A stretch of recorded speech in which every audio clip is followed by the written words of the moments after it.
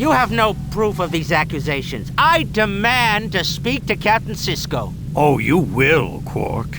And you can explain to him why we have a dead Federation diplomat on our hands. Is this the man that killed the ambassador? No! I have my suspicions. Envoy. It's Ambassador now, Quark. A field promotion. Ambassador. I had nothing to do with any killings. I've never met Ambassador Carrig. But you recognized me at the bar. How did you become so familiar with the Federation diplomatic staff? I told you. I just try to keep up with the comings and goings around here. It's good for business. Lock him up, Mr. Odo. I'll assume responsibility. He's guilty. That's a lie, Odo. This is all a misunderstanding. I'm no murderer.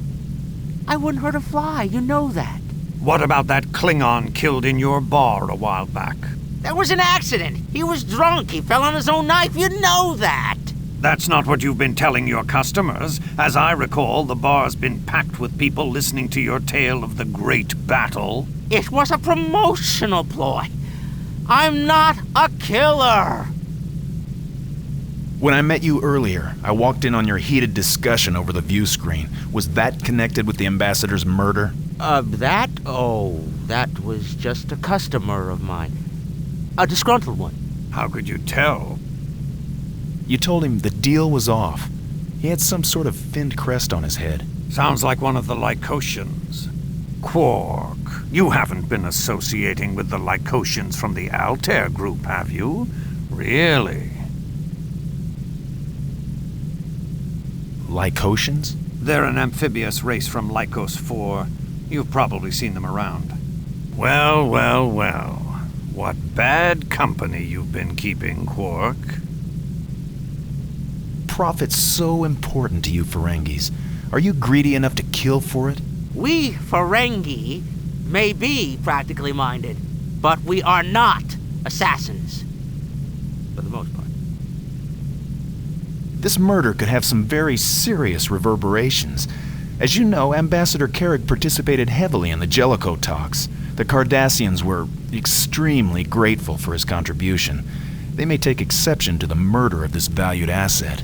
They are ruthless when it comes to hunting down suspects, and how they love a spectacular trial. Trial? Well, that's what they call it on Cardassia. Here, we'd call it public torture, humiliation, and execution. If word got out about your involvement. Gentlemen, I'm sure we can prevent that kind of unfortunate misunderstanding. I'll be glad to cooperate with your investigation in any way that I can. I'm always glad to lend a hand to the authorities. How may I be of help? Well, I'm sure we'll have more pertinent questions once the tricorder scans of Carrig's room are analyzed. Scans? It should be finished shortly. Once the results are compiled, we'll be able to pinpoint exactly who entered Carrig's room from their DNA pattern. There aren't that many people left on the station. If I had to point a finger, I'd say the Lycosians are the likeliest suspects. I've heard they're from the Altair Consortium. What's the Altair group? A bunch of petty mercenaries disbanded by the authorities on Altair 7. 2 Lycosians from the group were trapped on the station when the last transport failed. Didn't I see you talking to one of them over the view screen earlier? Was I? Oh, yeah. A customer of mine. I hardly knew him. Of course, if you question them, they'll probably make up all sorts of ridiculous stories. Infamous liars. Imagine that. Well, I'm sure this will all be settled. I'll be on my way then. You do that. Ambassador, have a look at this for a moment, won't you? Cardassians, Well, the truth is, Carrig did more to frustrate the Cardassians during the peace treaty negotiations than endear himself to them. He was an untiring spokesman for the Federation. Yes, I'm sure he was. If I know Quark, he's on his way to warn the Lycosians about the molecular scan. But then they'll know you're after them. That's what I'm hoping. Unfortunately, Quark was right. Your Starfleet regulations require that I have hard evidence before making an arrest. There's no Starfleet sub-regulation on instinct, but if the Lycosians are involved in Carrick's murder, they'll try to make their move before that evidence comes in. And you'll be ready for them. Exactly. So, you think the Lycosians killed Carrick? Of the beings remaining aboard the station, they're the likeliest suspects. They've certainly got the histories. Petty theft, fraud, extortion, but no record of murder. Yet. What about the Scythians? They clearly had the most connection to the ambassador. That's true. What was your impression of them?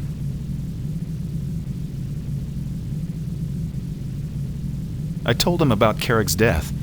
I think they understood. It was difficult to tell. Did they seem surprised? I couldn't tell. They're difficult to read. A bit like Vulcans. Very contained. Secretive. They were definitely trying to get something across. What exactly did they say? They kept saying words like destroy and danger. That doesn't sound very much like a peace declaration, does it? I've had a guard posted at their airlock door since they docked. I doubt they could have entered the station unobserved, unless they have abilities we're unaware of.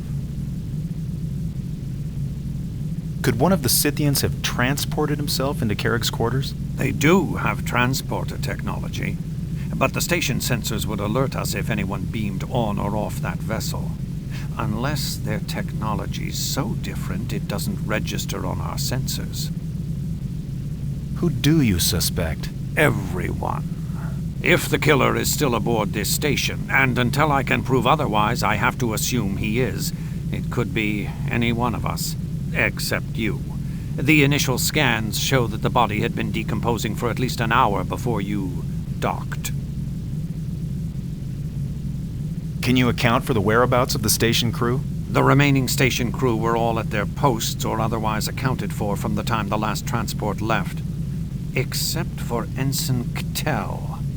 A Folian. He was molting.